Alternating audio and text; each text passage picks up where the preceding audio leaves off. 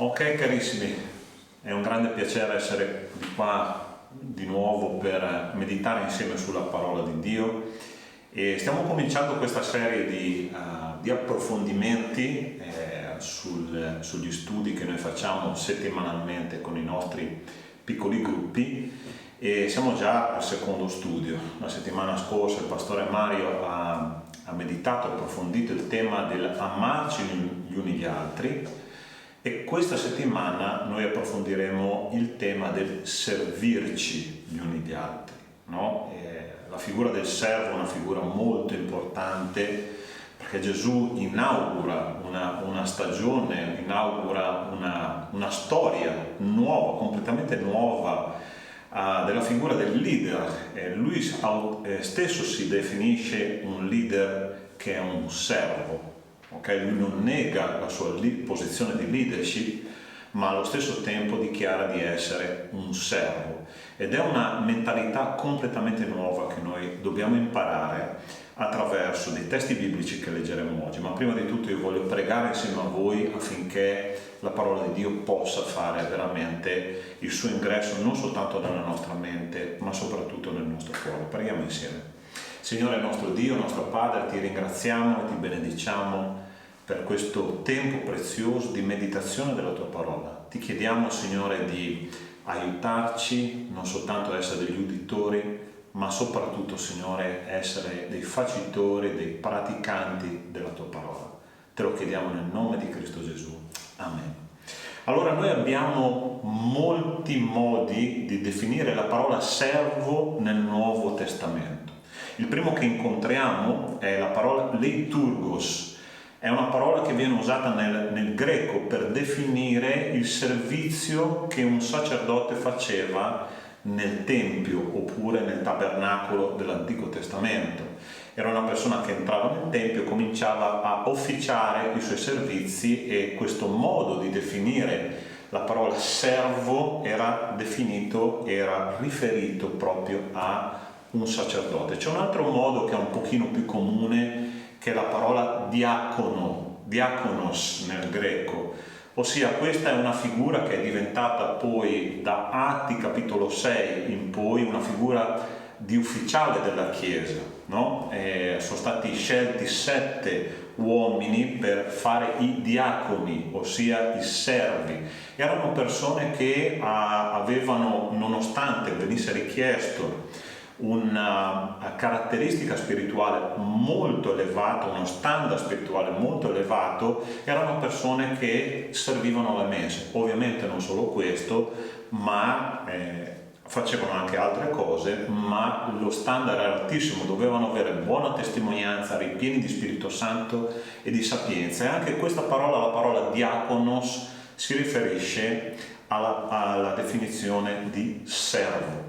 Ce ne sono due che sono due altre definizioni della parola, dell'idea di che cos'è un servo, che sono molto più interessanti. I primi due si riferiscono a un servizio pubblico.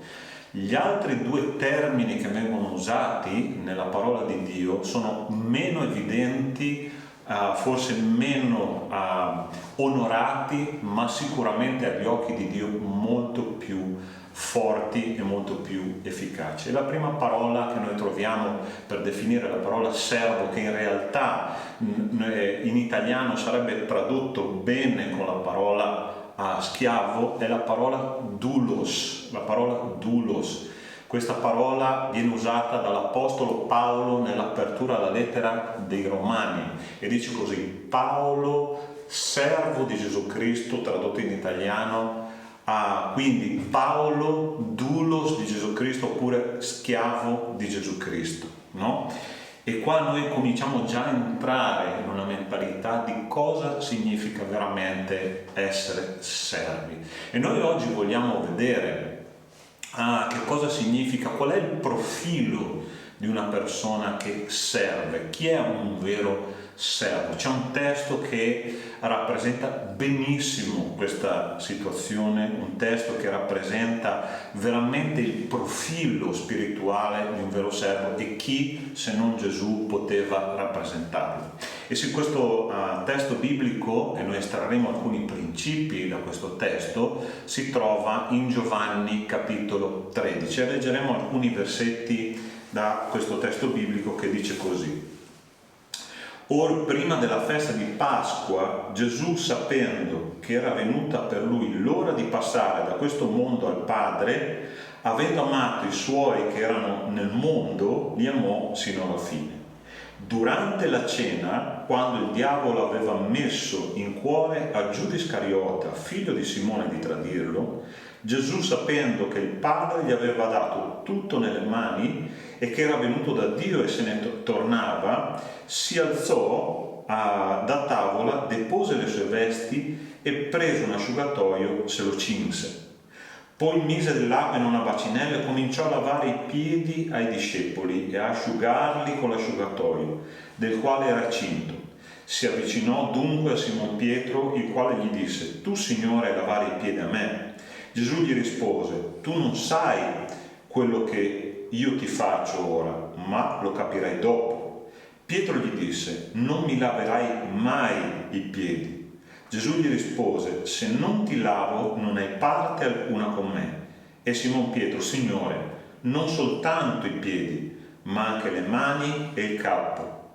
Gesù gli disse: Chi ha lavato tutto non ha bisogno di aver lavato i piedi, che di aver lavato i piedi. E tutto quanto è puro, e voi siete puri, ma non tutti, perché sapeva chi era colui che lo tradiva, per questo disse: non tutti siete puri. Quando dunque ebbe loro lavati i piedi ed ebbe ripreso le sue vesti, si mise di nuovo a tavola e disse loro: capite quello che vi ho fatto? Voi mi chiamate Maestro e Signore, e dite bene, perché lo sono. Se dunque io, che sono il Signore e il Maestro, vi ho lavato i piedi, anche voi dovete lavare i piedi gli uni gli altri. Infatti vi ho dato un esempio affinché anche voi facciate come vi ho fatto io.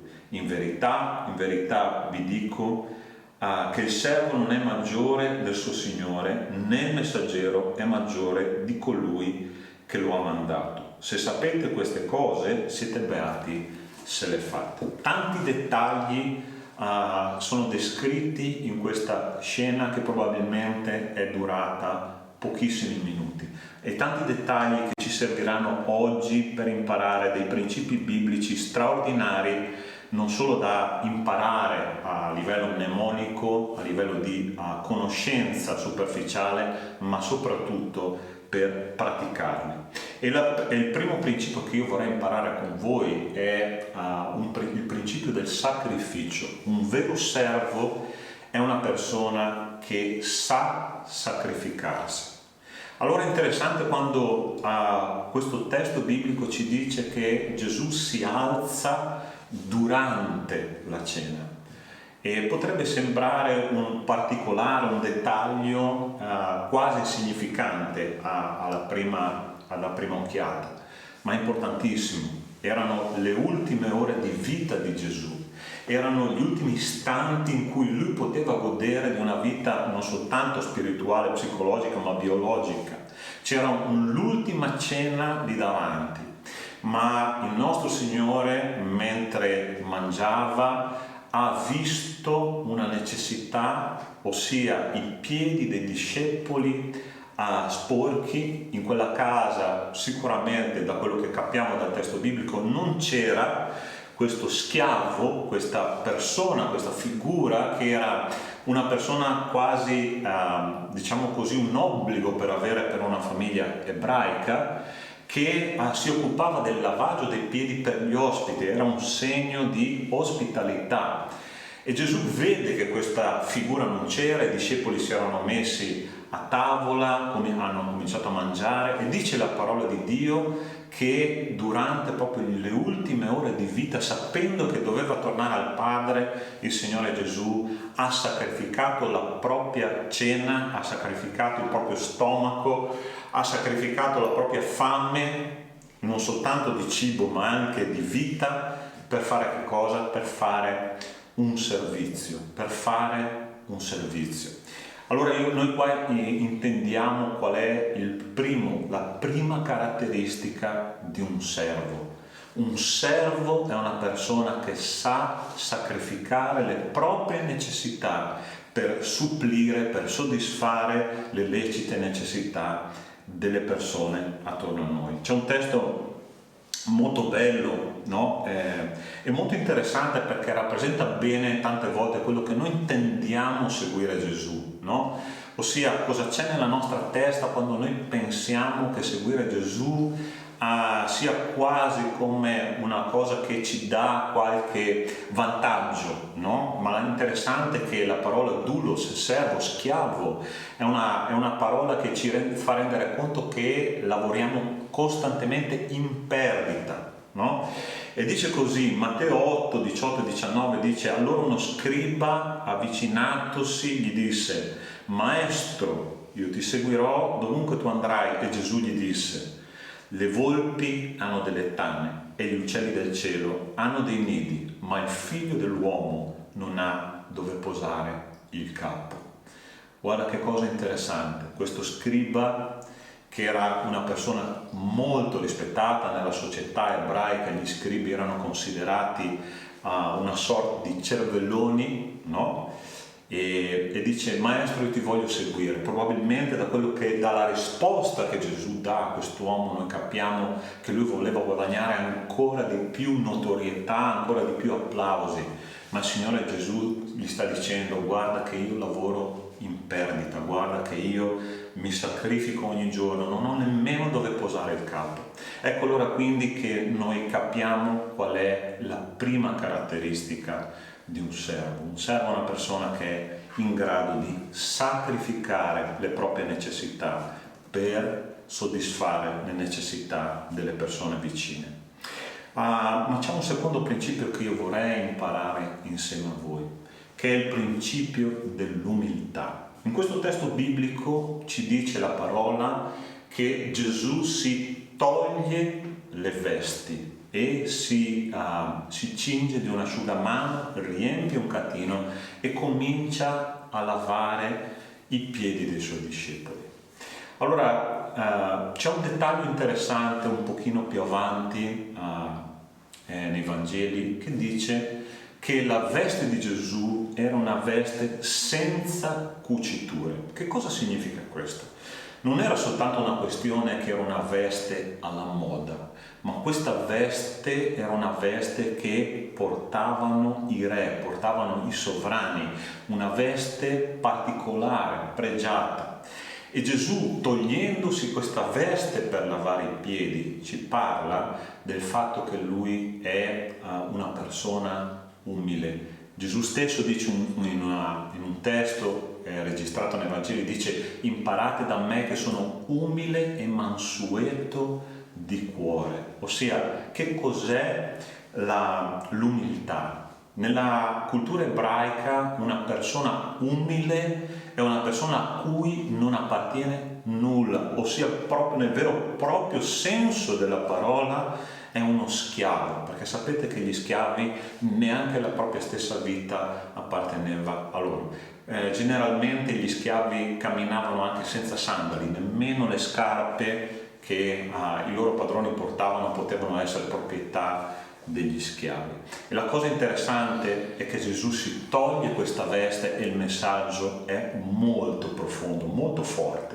Ossia, io mi tolgo le vesti di re, io mi tolgo di dosso l'orgoglio che potrei avere e comincio a lavare i piedi ai miei discepoli. Nella lettera ai Filippesi, capitolo 2, versetto 7 e 8, c'è sottolineato molto bene, l'Apostolo Paolo sottolinea molto bene il senso di quello che stiamo dicendo qua, e dice: ma svuotò se stesso, riferendosi a Gesù, dice: prendendo forma di servo, divenendo simile agli uomini e trovato esteriormente come un uomo, umiliò se stesso facendosi ubbidiente fino alla morte e la morte di croce. Allora, qual è la seconda caratteristica, qual è la seconda, il secondo profilo di un vero servo? Un vero servo è una persona umile, che non si aggrappa al proprio orgoglio, che non si aggrappa alle proprie convinzioni, ma che vede nelle necessità, si toglie le vesti e comincia a servire le persone intorno. E io vorrei imparare anche un terzo principio insieme a voi, il principio della compassione con l'obiettivo di sviluppare una relazione, ossia un servo è una persona compassionevole, una persona che ama le persone, guarda i difetti degli altri e cerca di fare qualcosa non per separare, non per creare una barriera, ma per rompere quella barriera e cercare e trovare alla fine un modo per avvicinarsi e camminare insieme a quella persona. E è interessante quando questo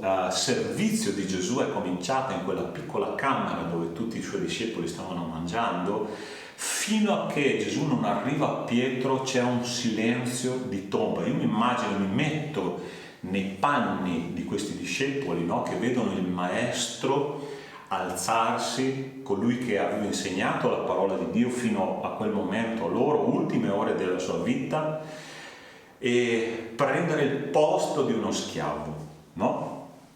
E io penso che nella loro mente sia successa veramente un'esplosione atomica. Ed è interessante che tante volte l'Apostolo Pietro diventa la voce dei 12, no? Diventa la voce di questi pensieri nascosti che giravano nella mente dei discepoli. E quando Gesù si avvicina a Pietro e si abbassa, perché la cosa interessante è che i discepoli a quel tempo, in quella cultura, per mangiare si stendevano a terra, ossia si coricavano, e Gesù doveva abbassarsi fino a terra per raggiungere ovviamente i piedi. Arriva fino a Pietro e Pietro dice: Maestro, tu non mi laverai mai i piedi. No? Lui dà voce ai pensieri dei suoi compagni di viaggio, dei suoi confratelli, dei suoi amici, dei discepoli di Cristo. E Gesù gli dice una cosa che è molto interessante. Gli dice: se io non ti lavo i piedi, tu non avrai parte con me, non avrai nessuna parte con me. Ed è lì che poi esplode la simpatia e il vero sentimento che c'era nel cuore di Pietro. Signore, non soltanto i piedi ma anche le mani, il capo, lavami tutto, perché io voglio avere una relazione con te. Ma qua la cosa importante da imparare è questo modo che Gesù aveva di rapportarsi con le persone. Andava verso le persone, provava compassione per le persone, per le loro necessità, per le loro mancanze, per le loro debolezze, e non rimandava il compito, si abbassava fino a terra, proprio perché la relazione era molto più importante che non quella coi piedi sporchi. Sapete la cosa interessante è che hanno scoperto gli archeologi che Gerusalemme era quasi una spazzatura a cielo aperto, no? Non c'era ovviamente una organizzazione raccolta rifiuti differenziata come ai nostri tempi, no? E al di fuori delle case le finestre venivano usate proprio come discarica, ossia tante volte le donne ebree gettavano fuori per strada i rifiuti che accumulavano nella propria casa, no? E voi provate a immaginare i discepoli che per tutto il giorno avevano camminato su queste strade di Gerusalemme, l'ultimo giorno, avevano ovviamente accumulato i sandali, non erano ovviamente degli anfibi militari, no? E avevano accumulato sporcizia, polvere, odore, insomma la cosa era veramente sgradevole. Ma Gesù che cosa ha fatto? Ha guardato quei piedi sporchi e con la grande compassione che lui aveva si è abbassato per lavare quei piedi. E questo rappresenta, spiritualmente parlando, una realtà molto interessante. Ogni giorno noi camminiamo per le vie del mondo, entrano dentro di noi pensieri, supposizioni, sentimenti, a volte decisioni sbagliate. Questi sono i nostri piedi sporchi.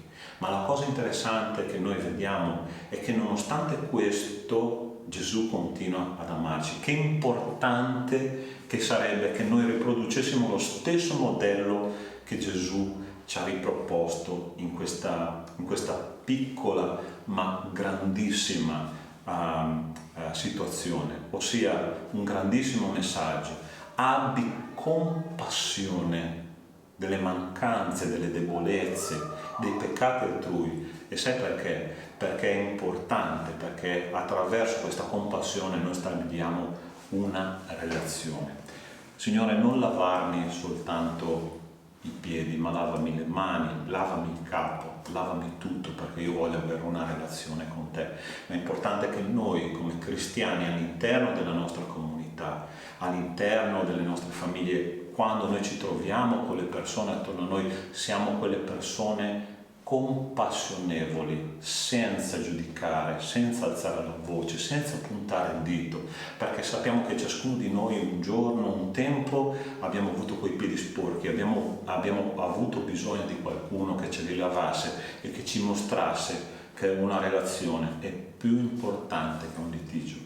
Voglio imparare un quarto principio insieme a voi, che è il principio dell'onore. Dopo che Gesù ha lavato i piedi ai suoi discepoli, la cosa interessante che lui ha fatto è che si è rimesso le vesti, no?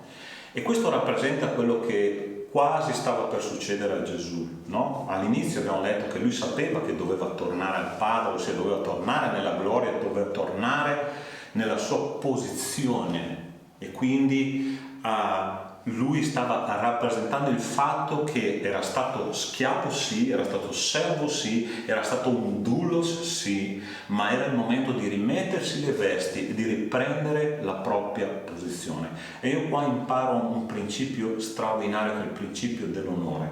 C'è un testo che dice così. Gesù un pochino più avanti, al versetto 26, sempre del capitolo 12, dice: se uno mi serve, mi segua, e là dove sono io sarà anche il mio servitore. Se uno mi serve, il Padre mio lo onorerà. Cari miei, ci sono momenti in cui noi dobbiamo umiliarci e abbassarci, a lavare i piedi agli altri, come il Signore Gesù ha fatto con i Suoi discepoli, ma c'è un momento in cui, Signore, se là siamo insieme al Signore, a lavorare insieme a Lui, allora Lui ci onorerà. E questa è la promessa che noi abbiamo. Chi si abbasserà sarà innalzato, ma chi si innalzerà sarà abbassato. Io voglio, non so tu, ma sicuramente anche tu, io voglio l'applauso del cielo, io voglio l'applauso del Signore. Se serve umiliarsi, io lo voglio fare, ma è importante ricordarsi che quando noi ci umiliamo, quando noi prendiamo su di noi questo peso, che a volte è il peso delle mancanze degli altri, sapete che cosa succede? Che il Signore prima o poi ci onora, ci dà quella veste di onore, ci dà quella medaglia, ci dà quell'applauso che viene dal cielo, che non ci toglierà nessuno. C'è un'ultima cosa che voglio considerare con voi, poi faremo una chiusura breve, veramente breve, che dice così: il quinto principio che voglio imparare insieme a voi, il principio dell'eredità. Allora è interessante un proverbio che diceva sempre un mio amico, no? Lui diceva così: se un'idea non diventa un messaggio, non è una buona idea. Se un messaggio non diventa un'azione, non è un buon messaggio. Se un'azione non diventa eredità, non è una buona azione. Gesù stava lasciando un messaggio visivo fortissimo che doveva diventare un'eredità per i suoi discepoli. È interessante che l'ultimo versetto che lui ha lasciato, l'ultima parola che lui ha lasciato in questo testo che noi abbiamo letto oggi, al versetto 17 dice proprio: se sapete queste cose siete beati se le fate. Se noi ci fermassimo alla virgola, se sapete queste cose siete beati, Gesù non intendeva lasciare un messaggio visuale così forte perché diventasse soltanto un messaggio da mettere in un magazzino e essere dimenticato, in una libreria e essere dimenticato. No, Gesù voleva che quelle cose fossero praticate. E la cosa interessante è che il messaggio di Cristo è arrivato fino a noi perché? Perché 12 persone ordinarie hanno deciso di praticare quel messaggio, che è il messaggio del servo, è il messaggio del doulos, è il messaggio di una rinuncia di se stessi, è un messaggio che porta veramente l'amore di Dio verso le persone. A volte noi parliamo,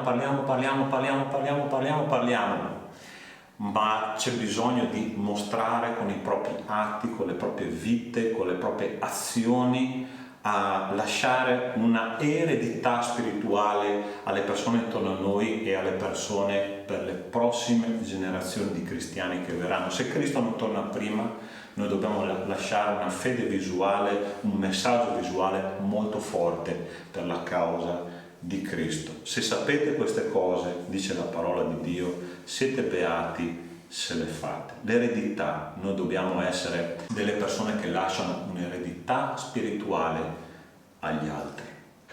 Ora, cari miei, c'è un'ultima parola che analizzeremo brevemente che significa servo. Questa è una parola che Paolo ha usato spesso, no? Alla lettera ai Corinzi dice: così ognuno di voi, ci consideri servi di Cristo e amministratori dei misteri di Dio.